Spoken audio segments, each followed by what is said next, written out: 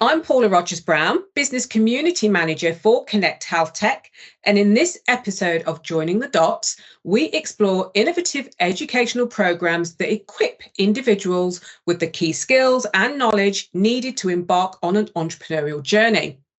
For this episode, I will be speaking with a previous participant of the Cambridge Judge Business School's EnterpriseTECH and EnterpriseTECHSTAR programs. Joining me today is Broderick House. Broderick is a Harding Distinguished Postgraduate Scholar in the Department of Zoology at Cambridge University, based in the Aquatic Ecology Group. Broderick, thank you so much for joining me today. So tell me more about yourself and your research interests. Yes, well, first of all, thank you so much for inviting me to speak and to talk about my experience as well. So my research is in the Aquatic Ecology Group here at the University of Cambridge. And specifically, I'm doing somewhat of a different approach to aquaculture, really is what I'm looking at, but more specifically with oysters. And so most people may know or may not know, but your oysters are grown in the coastal regions off of many countries and whatnot. And so what we're trying to look at is how to grow them in a city, say London, for example, or New York City. And that's really because they're so high in protein and nutrition and micronutrients that individuals are micronutrient deficient in. And so what we're wanting to do is expand the reach of those important blue foods, if you will, or foods grown from the ocean. That sounds really, really interesting. So tell me, just expand a little bit more about the oysters and the protein element there, because oysters are, I would say, an acquired taste. Is there a plan to extract the good nutrients from the oysters, or is it about serving them up whole?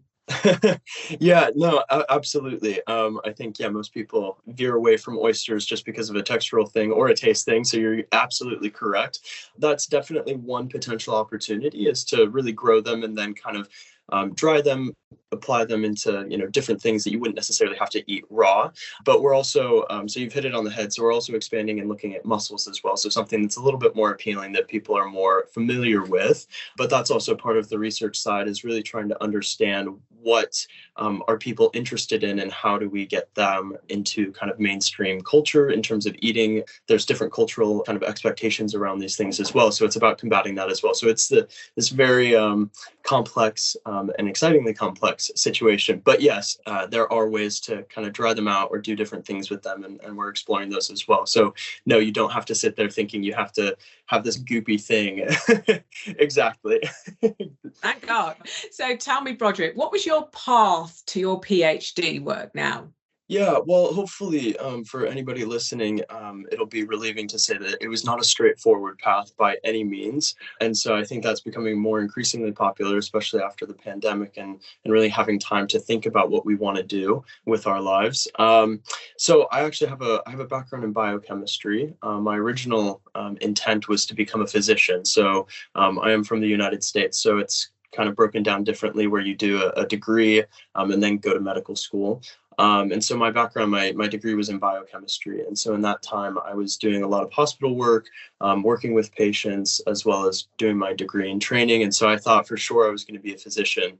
But actually, I ended up going to the Dominican Republic and having an amazing opportunity to work with people in low resource communities, which also extend to, places like the US as well. And I really started seeing kind of the impacts nutrition had on individuals, and realizing, the importance of resources and making resources available to individuals, not just in my community back in Portland, Oregon, but elsewhere. And so I left the idea of becoming a physician and got into research, and understanding that being able to do research in the scientific setting, or anywhere else for that matter, actually can extrapolate important information to a wider audience, as opposed to doctors are obviously very important. But for me, it was using these experiences and branching that knowledge elsewhere.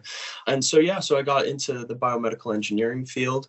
And so I was doing nerve research, and that was how I actually ended up at Cambridge, was to do my PhD in clinical neuroscience. And I think, like most, as I previously mentioned, COVID really kind of hit hard, because I got that acceptance prior to coming. And then COVID really kind of switched everything. And the thought was, well, what are you going to do after a PhD, right? So kind of getting into the PhD. But that was the whole miscellaneous crazy thing that then switched to, I think nutrition and health is extremely important, as we know. And so that's then how I ended up in the aquatic group looking at nutritional fortification of bivalves, which is the general term for clams and mussels and oysters, really to kind of address these health issues that we're seeing in the global food security crisis. That's really, really interesting. Really interesting to hear, Broderick, which obviously then led you to discover what the Judge Business School had to offer there. So talk me through your experience of the EnterpriseTECH program. And from your perspective, what were the key highlights? Yeah, so, I think the EnterpriseTECH program at the Judge Business School here at Cambridge is one that is extremely rare and extremely amazing. Honestly, it's been we're very fortunate to have such a program. And that's really just because if you're interested, whether you think you have an entrepreneurial bone in you, I think there's a big debate about, is an entrepreneur born or are they created? And I think it is that we are created as entrepreneurs. It's something that you can always learn and grapple and figure out how to grow, just like a lot of things in life. And so the EnterpriseTECH program actually really does show you that. And so it's an amazing program that, Dr. Rebecca Myers has started, and a lot of amazing people have helped kind of bring this into fruition, where you get to sit down and not have to have an idea, right? So there's these many different amazing companies or labs or groups that come with this invention, this idea that they either know or think or have an idea that might be able to be taken to market. And it's your job with a group of very many interdisciplinary groups. So when I was in EnterpriseTECH, we had an engineer, myself as a neuroscientist, we had an educational major or a master's student. And so you really come together as a very diverse group to then try and see and learn, how can we take an idea and can it go to market? So there's no predestined plan. It's not saying it will definitely be a business idea, it will be successful. That's for you to figure out. And it's really amazing because you also get, courses and mentorships.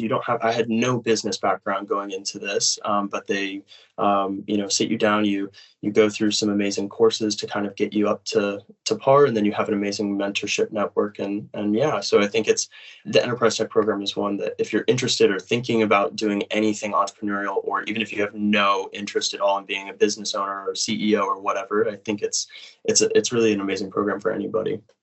That's great. And you touched upon there about the business skills that you learnt through that journey, that business knowledge as well. So, from a personal and professional perspective, you really feel that you've benefited in undertaking that. So how accessible is funding to undertake a program like the JBS ones? Was it an easy process to navigate? And do you have any advice for others, about securing funding? Yeah, absolutely. So I think if you're a student at the university, funding is available. There's different funding sources through the colleges or just talking to PIs. There's definitely ways. But if you're not from the university, there's still, regardless, I think as well, there's opportunities for scholarship. So when I applied, I didn't have the funds, the complete funds to be able to do it. And so in the application process, there is the ability to apply for scholarship funding. And so that was very helpful and is what made it possible at the end of the day. So yes, absolutely. Rebecca Myers, the whole team are amazing. So it's always worth reaching out and asking them. But yeah. What would you say you enjoyed the most about the EnterpriseTECH program, Broderick? Ultimately, I think it's about the community that you build. Everybody's projects are so different. So the EnterpriseTECH program is really broken into two types of ideas. You have the kind of the human and health, and you have the earth idea. And so that's these ideas or these potential inventions get put in categorized into each one of those. And so, as I said, you had people from, a biomedical background working on GPS type stuff, or, this earth that had nothing to do with their background. And I think that's the most interesting thing, is that really you do come together as a community and work together and figure out each other's strengths. And their communities, or it's a community that I still and very much in touch with today, even if we don't, work together anymore. It's, you always just have them in the background, and people are always checking in. And so again, regardless of what you're doing, whether it's a job, whether it's you do want to start a company, all of those people are there, and they're all so friendly and really invested in one another, regardless of whether it's something that's in their direct line of understanding or not. Lovely. And just moving on to the EnterpriseTECHSTAR program, which is a follow-on from Enterprise Tech. This program is for those wanting to develop their own business ideas.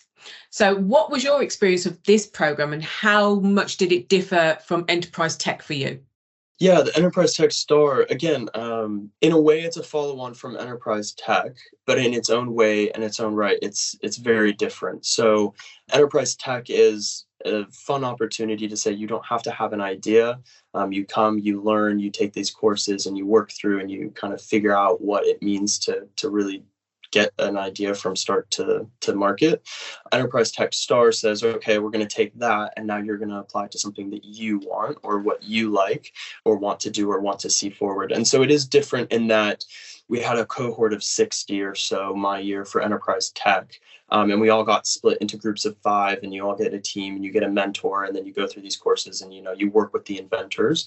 EnterpriseTECHSTAR is different in that it's a smaller cohort, so it's about 15 to 20 individuals. So you interview, you go through, you do a business pitch, right? So you have your idea, you pitch to the investors, if you will, which are the leaders of the program. And then if you're selected, you become a very small, very close-knit community as well. And so what's really amazing about this is that now you do essentially Enterprise Tech, so trying to take an idea from start to finish, or wherever you come to the program with it at. So you could have investment, you could not have investment. It could just be an idea on a Post-it note, right? Depends on where you're at, but it's all you, right? So it's you going to these courses. It's much more intense, but it's amazing because you still get that one-on-one mentorship. You still get this networking opportunity to talk to people in marketing and business and investment and really the whole works. So it doesn't matter if you have an idea in, let's say, machine learning, you're still going to have somebody in kind of the food industry that will be able to have an idea or some thoughts. And so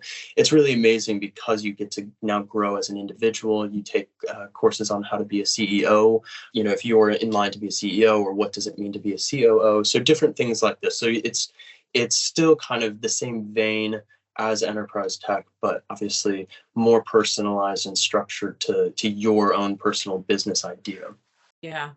That's really lovely to hear, and that element of being able to, as you go through that journey of the program, growing as an individual, as you said there, and being able to use other people as a soundboard for your own ideas and how you might progress and take things forward. I think that's lovely, as you said, building that community and that network around you, and getting advice from completely potentially different sectors and areas and walks of life. So that's fantastic. In terms of those learnings from that particular program, EnterpriseTECHSTAR, and thinking about your own venture, let's move that into your own venture journey, because you've talked about what your product is and the problem you're trying to solve. So what are the learnings that you've been able to turn into action regarding your own venture? Yeah, so I think going through this program, I've become much more adept at things. I still have plenty to learn, and there's that network. In terms of applying my own, or the learning from the EnterpriseTECHSTAR program and really Enterprise Tech into my own venture, it really has been, I think, just having the understanding of if you need something, right? So for example, really understanding kind of like if you're a product development, right? So if you haven't even reached that phase, who can I talk to? Where do I go? But also understanding the product development, or understanding the landscape, right? The competitive landscape. These things that I think are intuitive and we all understand. When you go through, you're like, this makes sense, right? Yes, of course. Well, who are your competitors? Like, obviously. But when you actually get to the nitty-gritty of it, you have to know the field and the landscape so well, because you're trying to figure out how are you going to differentiate from say another small startup or some giant corporation or some other organization that's well solidified. And I think also what this program has really taught me is that I've been somebody and maybe I think most of us have had this moment where it's like, I have an idea, this would be a great business idea. And then, maybe it's that same day, maybe it's a month later, maybe it's a year later, you see something comes out that does that. And you say, oh, okay, well, somebody's already done it. Or you have an idea and you're like, but it already exists. And I think for me, that was always a block to say, oh, then I shouldn't do it, or oh, somebody's already done it, so I can't do that, right? I can't start a company there. There's already 10 companies, 20 companies, 30 companies in this space. And what this program has really taught me is to look at it as an exciting opportunity to say, well, actually that means that there's something there, right? It means that there's an idea that people can buy into. Of course, you look at the saturation of the market and whatnot. You have to kind of take into account, is it oversaturated, or is it this really exciting opportunity to say, right, well, let me talk to people, let me do surveys, let me, talk to friends and family or other customers, look at different outlets about this product or this idea that I have, and really say, actually, is there something that's missing? And so seeing that there's lots of people there is actually a good sign, because it means that I can come in and differentiate and carve out a little space. And I think that's something that EnterpriseTECHSTAR has really ingrained, not just in myself, but the rest of us, and also learned, has taught us to be able to pivot, right? At the end of the day, you have to be very dead set on, this is what we want to achieve. But at the same time, you're doing it kind of in this crouched position, if you will. Your knees are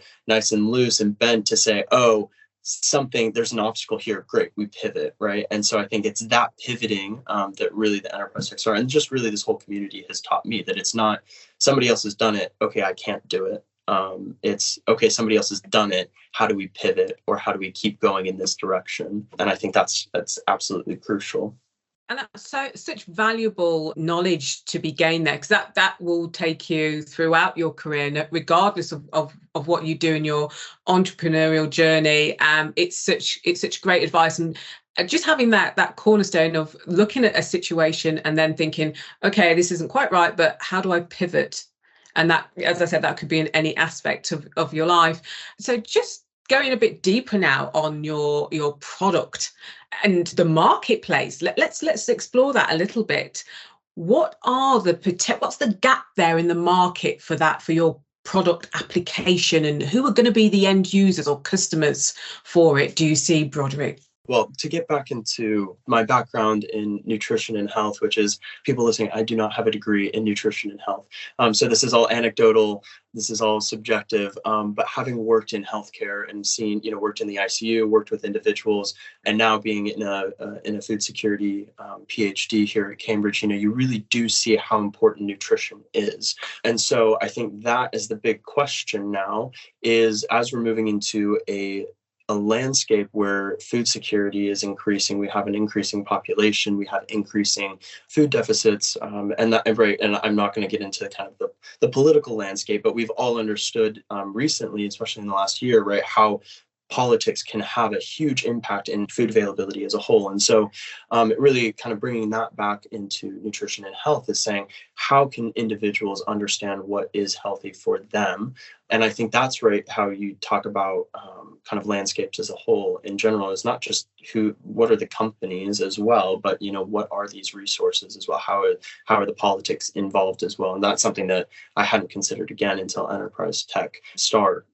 But I think ultimately there is this question that is still not necessarily understood of, well, what is healthy for me? And you have a doctor, eat healthy. And so I think that's really kind of what the crux of this is trying to identify that and really make a way that it can be simplified. Again, not simplifying in a way that I think we see with some companies where it's this kind of smoke and mirrors, and you're like, okay, I'm purchasing into something, and then you find out, you don't really know what's going on there. But it is about this transparency. And I think that's the biggest thing, is most people just say, we just want to relax and know that we can trust the transparency of what we're purchasing, and we can know that it's healthy. We know that it's sustainable. And so it's really about getting into that kind of area.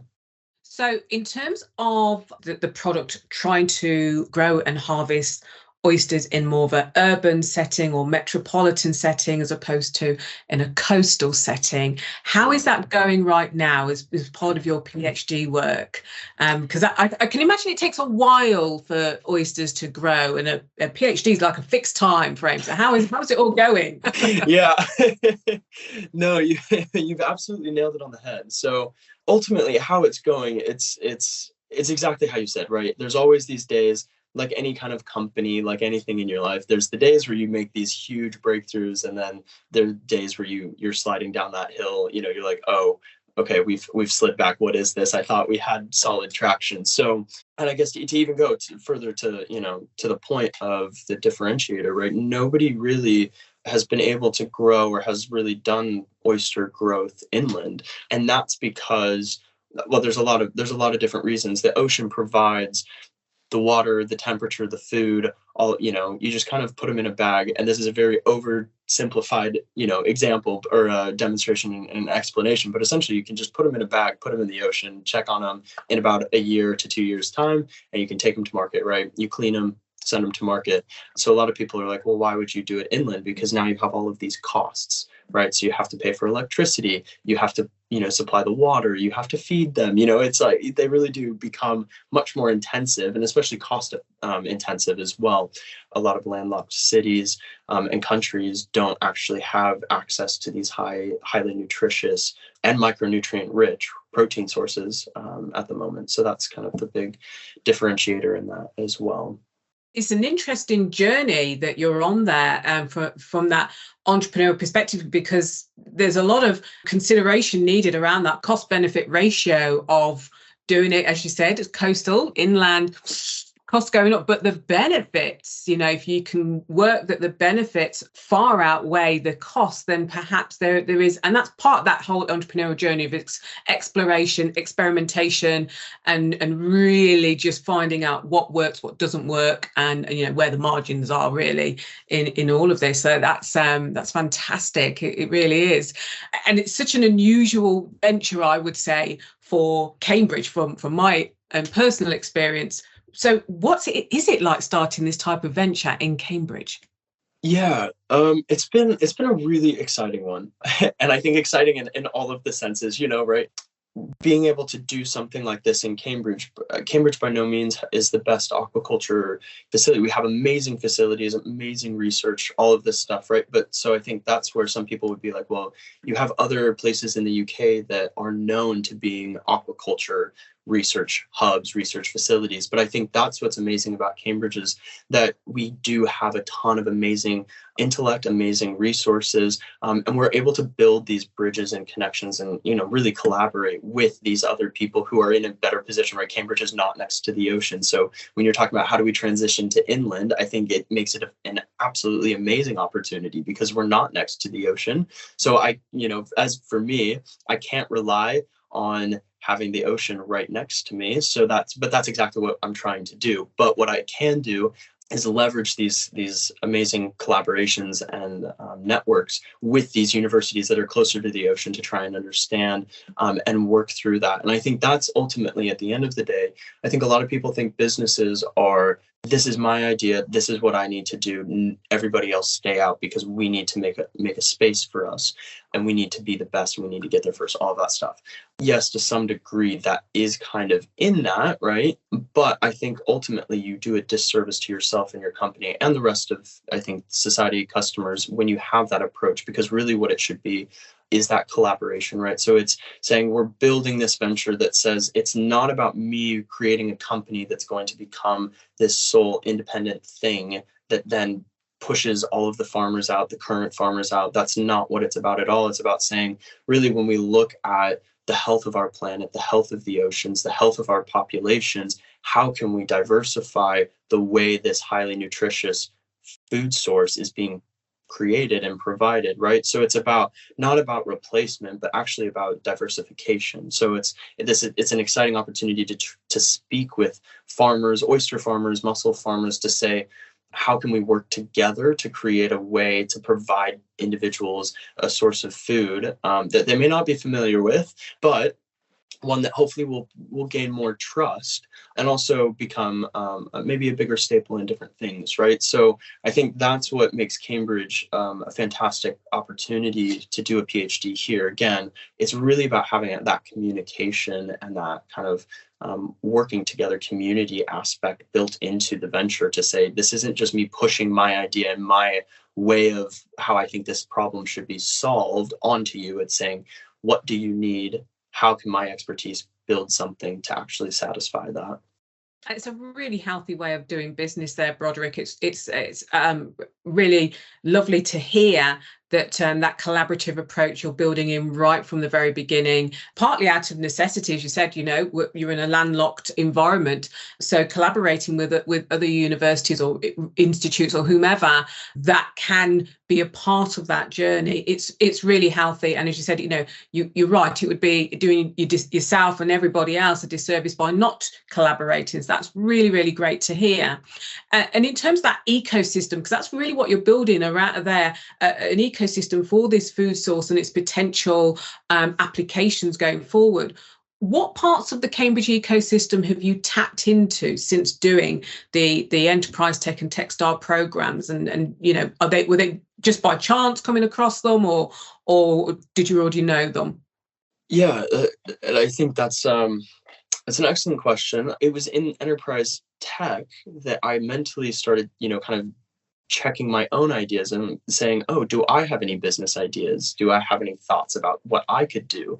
And so it was kind of providing this great mirror or kind of reflection to say, okay, I'm going through this. Can I apply it to something that I've come up with instead of somebody else? Do I know anybody in this program or at Cambridge that would know anything about aquaculture? What does the business look like, or what would this look like? What is the competitive landscape of that?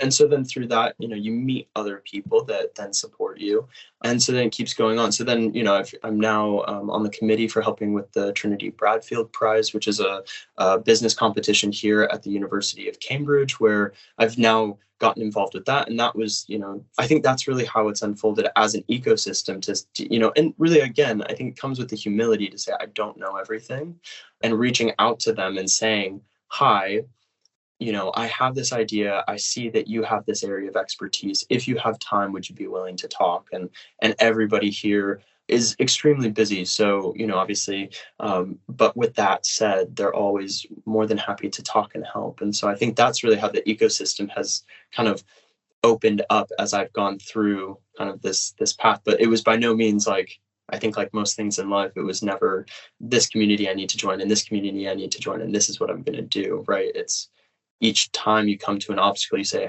who can help me, or what's the obstacle I'm facing? And then you find out that there's so many people around you that can help you and will point you in the right direction. So where do you see your entrepreneurial journey taking you in, say, 10 years from now? Oh, yeah, the big question, right? It's actually it's really interesting. So, I mean, of course, the entrepreneur in me says that, of course, I in 10 years' time, I will have a flourishing company that I'm sitting here going, yes, this is what we'll be doing. And that'll be great. And we'll, be changing that or trying to change the field to really work together and try and address global food security. I think one of the things that draws me the most to entrepreneurship is that, as you've said, which I want to, again, kind of echo, is the fact that these entrepreneurial skills and lessons really translate to everything else in your life, right? So whether that's a personal relationship or a business relationship or a business idea or your hobby. And so I think from that, I actually don't necessarily have a 10-year plan per se. And I think that's the flexibility to be able to say, I'm driven and extremely passionate about having this venture be something that can be a difference in the world. And again, provide highly nutritious food for addressing global food security and changing the way aquaculture is done, and or at least helping progress it. But at the end of the day, if that is not where the business lies in terms of that, right? So again, in that kind of mutual discussion between customer and business, if it does change, then that's also exciting, because then that means that you're going with what people actually need and not trying to cram something down the market pipeline. And so I think in 10 years time, I still see myself being an entrepreneur, but I think it's also the excitement if I'm not really sure. But taking each day as it comes to say, does this still serve a purpose of within my moral compass, within kind of where I'm at as an individual, and then how can that radiate outwards? So, and that could be, this company could work in 5 years and I'm already on to another company by that point, or it could be, who knows, right? So, or it could be the same company, slow burners and things like that, because it's everybody's company journey is very different.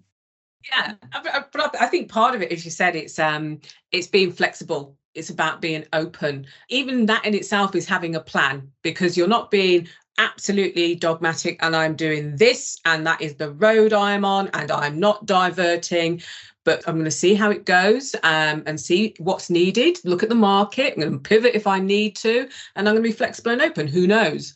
That even itself is a great plan to have, because then opportunities might fly in. You might, it's great. So I think it's a healthy way to approach the entrepreneurial journey there. Now, are you an idealist or a realist? I will quickly say I am an idealist. Without thinking about it too much, I'm an idealist. Brilliant. Okay. If you could time travel, where would you go and when? Oh, this is such a good question.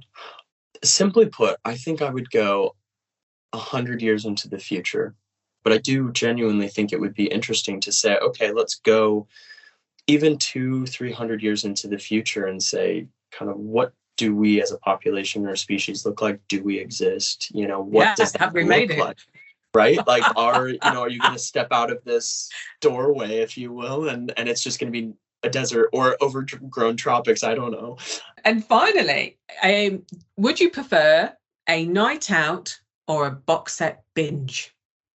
No, I would say a box set binge. I would say a night out, but I feel like there's a lot of, you got to have the right people, community, where are you? If I was speaking for right now, I would say a box set binge. And that's just, I think the weather is coming in. And also, actually, I will tie this into another point, or I think an important point that of just mindfulness about really at the end of the day, even in a box set binge, I don't know, you could be watching Planet Earth, or you could be watching the latest television show on Netflix, or what have you. But really, I think throughout all of this, it's just about spending time with yourself and knowing yourself and who you are, and being able to have that mindfulness to say it's okay to just relax and you don't have to be going all the time, which is something that I still struggle with. I think a lot of us struggle with, especially coming out of a pandemic where we're like, oh, we just did nothing for 2 years. We have to do everything. And you're like, all right, it'll be there. But yeah, so I would say a night in. Thank you. Well, thank you so much, Broderick, for giving your time to be a part of this Joining the Dots podcast. You've sharing your experiences of the EnterpriseTECH and EnterpriseTECHSTAR programs, and telling us more about your venture. I wish you all the very best for the future. And really, I think a key take home out of this is, building that community and network, experiencing these programs to grow as an individual, and utilizing the ecosystem, Cambridge cluster and beyond, that can really help you bridge the gaps when navigating your entrepreneurial journey. Of course, Connect Health Tech can be a part of that navigation. We are here to help navigate, ensure that people can have connections and make collaborations. So thank you so much, Broderick. I really appreciate your time today. Thank you so much again for having me.